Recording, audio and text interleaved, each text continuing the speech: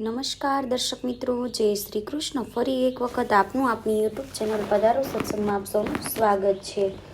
મિત્રો, આપણા દેશમાં આજે પણ ઘણા એવા લોકો છે કે જેમના કુળમાં કાળ ભૈરવ કુળ દેવતા તરીકે પૂજાય છે અને કહેવાય છે કે કળયુગમાં જો ભગવાન ભૈરવની પૂજા કરવામાં આવે છે તો ભય, સંકટ અને શત્રુઓની જલ્દી જ મુક્તિ મળી જાય છે.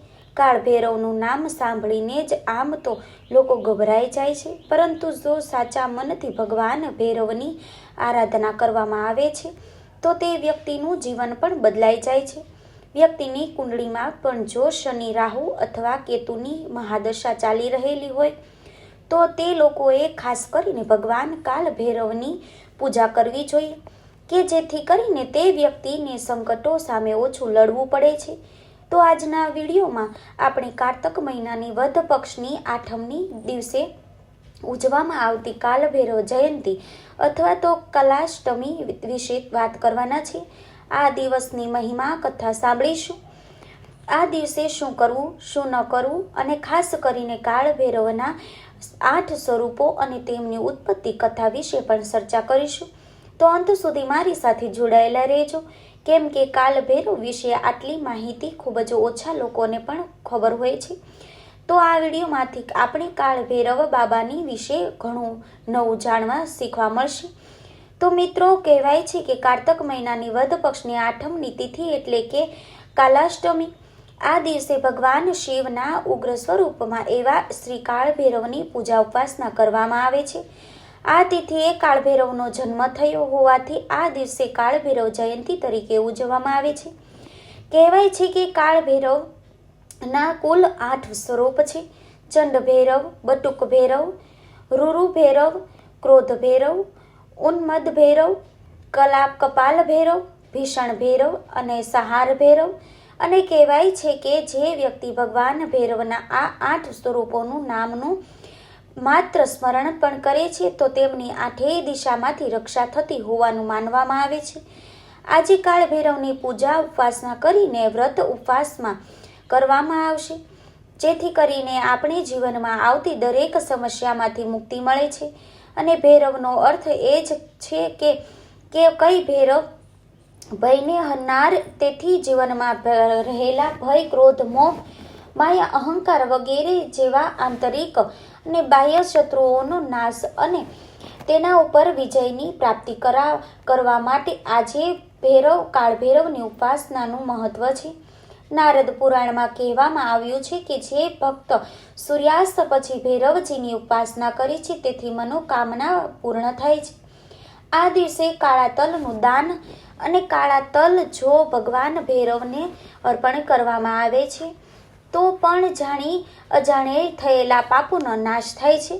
કાળ ભૈરવ પણ શનિદેવ સમાન ફળ આપનાર છે અને દંડાધિકારી દેવ છે. એટલા માટે આજના દિવસે લોઢાની વસ્તુનું દાન કરવું પણ શુભ માનવામાં આવે છે.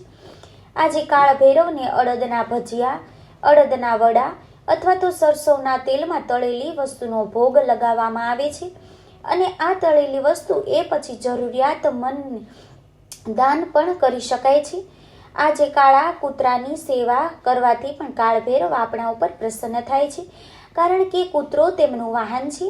આજે કાળ ભૈરવની સાથે માતા મહાકાળીનું પણ પૂજન થાય છે, કેમ કે મહિનામાં આવતી બંને આઠમની તિથિ એ મહાકાળી માતાને સમર્પિત છે. એટલે આજે તેમના મંત્ર જાપ ઉપાસના કરાય છે, પાઠ કરવામાં આવે છે, અથવા તો આપણા કુળ દેવીના મંત્ર પાઠ જાપ પણ કરી શકાય છે.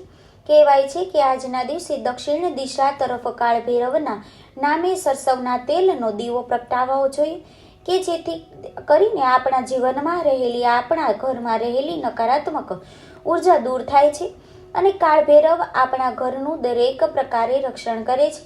કાળ ભૈરવનું સૌથી મોટું મંદિર મધ્યપ્રદેશના ઉજ્જૈનમાં આવેલું છે.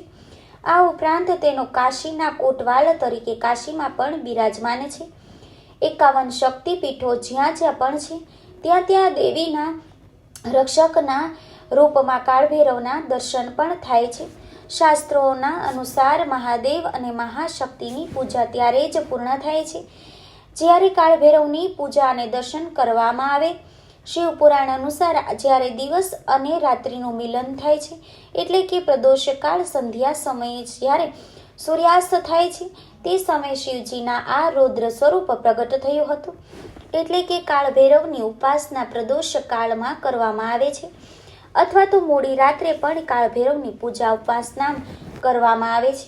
શિવ પુરાણ અનુસાર એકવાર જ્યારે બ્રહ્મા વિષ્ણુ અને મહેશ વચ્ચે સર્વશ્રેષ્ઠ કોણ છે તે અંગે વિવાદ થયો ત્યારે સર્વ દેવી દેવતાઓની સભામાં ભગવાન શિવ અને નારાયણનું સહમત થયા, પરંતુ બ્રહ્માજી સંતુષ્ટ ન થયા અને તેમણે પોતાને સર્વશ્રેષ્ઠ માનીને ભગવાન શિવનું અપમાન કર્યું. આનાથી ભગવાન ઘણા ક્રોધિત થયા અને તેમના ક્રોધમાંથી ભયંકર રૂપ ધારણ કરેલા શ્રી કાળ ભૈરવની ઉત્પત્તિ થઈ. કાળો પુત્રો સાથે રાખીને અને હાથમાં દંડ લઈને પ્રગટ થયેલા કાળ ભૈરવે ગુસ્સામાં આવીને બ્રહ્માજીના 5 મુખમાંથી એક મુખનો ધ્વંસ કર્યો અને ત્યારબાદ બ્રહ્માજીએ ક્ષમા યાચના કરી, પરંતુ ભૈરવજીના મસ્તક પર બ્રહ્મ હત્યાનો દોષ ચડ્યો અને આ દોષમાંથી તેઓ મુક્તિ મેળવવા માટે વર્ષો સુધી ભટકતા રહ્યા. પરંતુ જ્યારે તેઓ વારાણસી પહોંચ્યા અને ગંગાજીમાં સ્નાન કર્યું ત્યારે તેમને પાપમાંથી મુક્તિ મળી અને ત્યારથી જ તેઓ કાશીમાં જ સ્થિત થયા અને મહાકાલેશ્વર દંડાધિપતિ કહેવાયા અને તેઓ કાશીના કોટવાલમાં રૂપમાં પણ પૂજાય છે. કાશીની યાત્રા દરમિયાન ગંગા સ્નાન, કાશીપતિ મહાદેવ અને મા અન્નપૂર્ણાના દર્શનની સાથે કાશીના કોટવાલ શ્રી કાળ ભૈરવની પૂજા ઉપાસના અને દર્શન કરવામાં ઘણું મહાત્મય છે અને ત્યારે જ આપણે કાશીની યાત્રા પૂર્ણ થાય છે. કાળ ભૈરવ એ ભગવાન શિવનું સ્વરૂપ હોવાથી તેમની પૂજા ઉપાસનાથી પણ એટલો જ લાભ પ્રાપ્ત થાય છે કે જેટલો ભગવાન શિવની પૂજા કરવાથી થાય છે. કાળ ભૈરવ એ જાગતા દેવ છે અને પરંતુ પ્રાર્થના સાંભળે છે. તેઓ શનિદેવના પણ અધિપતિ દેવતા છે. તેથી શનિ, રાહુ, કેતુ સંબંધી પીડાઓ, કષ્ટો અને શત્રુઓ પીડામાંથી મુક્તિ પ્રાપ્ત કરવા માટે પણ તેમની ઉપાસના એ સર્વશ્રેષ્ઠ ઉપાય છે. કાળ ભૈરવની કૃપાથી શત્રુ પણ મિત્ર બની શકે છે. કલિયુગમાં હનુમાનજીની જેમ કે કાળ ભૈરવની ઉપાસના પણ તત્કાળ પ્રભાવ બતાવે છે કે જેનાથી મનુષ્યના દૈહિક, દૈવિક, ભૌતિક અને આર્થિક સમસ્યા દૂર થાય છે. તો આવો હવે આપણે જાણીએ કે આ મંત્ર કાળ ભૈરવ જયંતિ ઉપર કાળ ભૈરવ દાદાના કયા મંત્રના જાપ કરવા જોઈએ. કે જેમાં પહેલો મંત્ર છે ઓમ કાલ ભૈરવાય નમઃ. બીજો મંત્ર છે ઓમ હ્રીમ બટુકાય આપાદ ઉદ્યારણાય કુરુ મે કુરુ બટુકાય રીમ. ત્રીજો મંત્ર છે ઓમ રામ હ્રીમ રોમ હ્રીમ રોમ શેમ ક્ષેત્રપાલાય કાળ ભૈરવાય નમઃ. અને ચોથો મંત્ર છે ઓમ ભ્રામ કાળ ભૈરવાય ફટ. આ 4 મંત્રમાંથી જો કોઈ પણ આ એક મંત્રનો જાપ કરી શકો છો. આપની અનુકૂળતા અનુસાર એક માળા કરીને શકો છો.